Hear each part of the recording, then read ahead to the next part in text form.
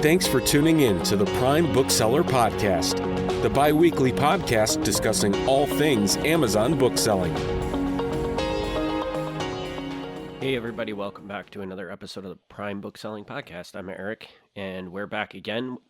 We're talking today about something pretty simple, but it's actually surprising to me that I get a lot of questions about this topic, and that's the topic of what are book-selling seasons. And what I mean by that is that the obvious season that everybody thinks of is like Christmas, where sales just go crazy. So does books have any season similar to that?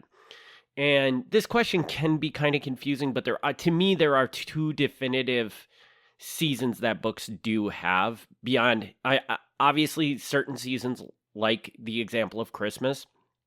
Christmas is out of control for everything, so you should see some sort of sale spike due to the Christmas holidays. I have heard from other people that no, they don't really see a spike in their book sales during Christmas, but I think they're not looking at their numbers correctly, because I can't imagine how they don't have it, just due to the fact that there are so many people online buying at that point in time that it only makes logic sense that more stuff is going to sell. But beyond Christmas, what are good seasons for books? And typically the seasons that I find are the most successful with books are completely tied to school. So, and I don't know if this is an official term, but I always call them textbook seasons.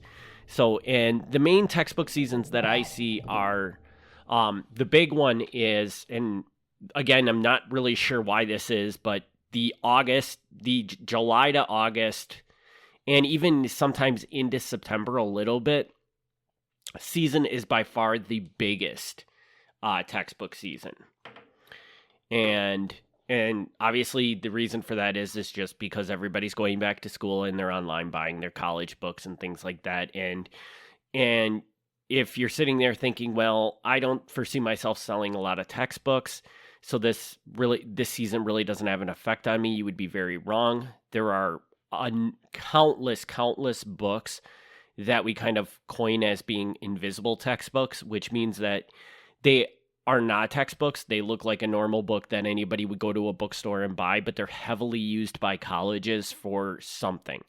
Believe it or not, if you think back to when you were in school, or maybe you're in school right now, think about it. Is every book that is referenced in class a textbook? Yeah, granted, majority of them probably are, but there are other books that schools use that are not specifically coined as textbooks. So that would be the major one, and that's the biggest one. The other textbook season comes in the frame of generally in January, February, because that's when people are getting off of semester 1 and going back to school for semester 2. There is definitely a spike in sales in that area. It is not as significant as the August one. Can't really give you a good explanation for why that is. Maybe it's that in August you have a bunch of people going to school for the first time, and then by August half of them fall off and drop out of school and they're not buying books anymore or something. I don't really know. I can't explain why one is bigger than the other. I have seen in times where the January one has been bigger, but I equate that to the fact that you're also coming, because you do get kind of a bump up. This is just a theory of mine, but I think there's still a bump up in January, even beyond textbooks. But there's also, you have to think that Christmas just happened and a lot of people got Amazon gift cards and stuff like that for Christmas. So there's just a higher influx of people out there buying. So you may see like a bump in sales in that time frame, just because people have disposable money that they need to get rid of, so they might be out there buying books and things like that. Those are the good seasons for books. Now, what in my experience are the bad months? And I'll preface the bad months with the forewarning that some of the reason why some of these months might be, in my mind, the bad months is because you're coming off of a good month and then you follow into a less than good month. So you see this huge drop in sales, and it's very frustrating every year, but it's just because the market is normalizing. So maybe that month isn't even that bad, but it just always seems bad because you're coming off of this huge month of sales, and then you're going in and seeing it all drop off and return back to normal. But those months in my head are typically October is awful. It seems to me like come October time, people just put their wallets away and say, we're not spending any money until Christmas, until November, and the deals start for Christmas. So October has historically been very bad for me. And then like the March, April timeframe, like I would say the beginning of March until tax season is another time in that people seem to like put their money away until they get their taxes done and get their tax return, and then they start spending money again. So you will see drop-offs. But again, if you look at those months, they're kind of almost following both of the textbook season months. So it might not be that they're any worse than any other month. It just feels like they are because you're coming off of a strong month and then seeing everything drop off.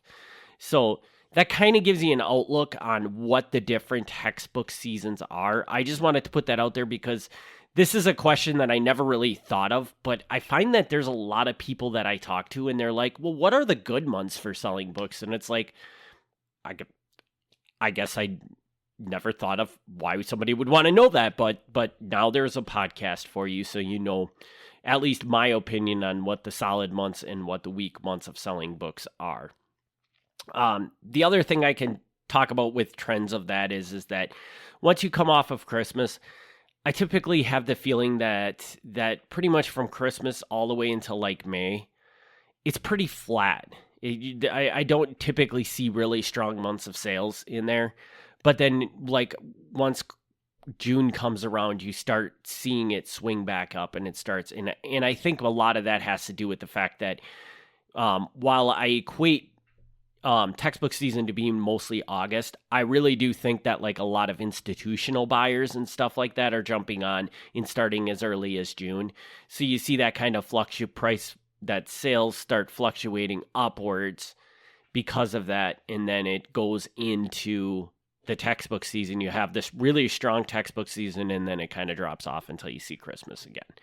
So that kind of gives you a timeline trajectory, I guess, of what the book selling environment looks like, so you have a good idea of what to expect from your sales. So, I mean, what you can take away from this episode is that I wouldn't tell you that you should start in a strong month, but you can start book selling every month, but just kind of take these dates into mind so you realize that if you start in April and it just doesn't seem like it's going very well, you're kind of in a bad time of the year. So you might want to just hang with it until you get, I should clarify this because I always say to everybody, if you're going to get into this book selling business, you have to give it a year. If you don't give it a year, then don't even if you're not willing to commit to it for a year, don't bother doing it, because it's getting something started like this, it's an uphill battle. And if you aren't even willing, if you expect something to happen within under a year, I mean, there's a high probability that it's not going to happen, and you're going to fail and you're going to give up. So if you're in the mindset of I need to see results after 3 months, I would probably tell you to just, don't even waste your time with this. Go find something else to do, and you can just fail at that instead. Because you really do need to commit yourself to giving this time, because it takes time to build it. And with that, if you're one of those people out there that says, oh man, I've been doing this for 3 months and killing it, then I'd be like, hey man, you got my email address. Send me an email and come on the podcast and tell everybody how you're doing it. Because in my experience, that's just not how it really works. But I wanted to outline these seasons so you can get an idea of, hey, when I'm starting, if I'm feeling real bad about how I'm doing, just kind of give you an idea of where you are in the calendar. And maybe, so you have something to look for, like, okay, well, I'm in April right now. Hopefully we'll start seeing things pick up in June and stuff like that. So I know this is a quick and short one, but I just wanted to get this out here because I have had that question asked on multiple occasions, so I just wanted to get a answer out there for you. So with that, we'll wrap this episode up. As always, if you are interested in learning how you can source additional books for your store through one of our couple sourcing programs, please do check out the show notes for the links to the automated process as well as just the regular wholesale process. Or you can also find those out over at kingsridgemedia.com. And as always, if you do have questions, feel free to drop me an email. My email address is sales, S-A-L-E-S, at kingsridgemedia.com. And we will be back in 2 weeks with another episode. And I want to thank everybody for their continued support of this podcast. We'll see you on the next one. Thanks for listening to the Prime Bookseller Podcast. Join us for the next episode as we discuss all things Amazon bookselling.